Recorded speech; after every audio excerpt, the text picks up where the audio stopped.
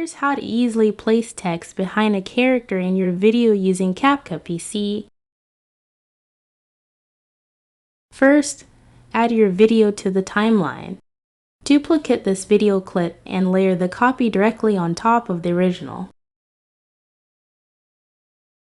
Select the top clip and use the Remove Background tool to delete the background, isolating your character. Now, go to the Text tab and add your default text. Place this text layer on the timeline between your video clips. This means the text is above the original background clip, but below the clipped out character. Type your message and customize the text style as needed.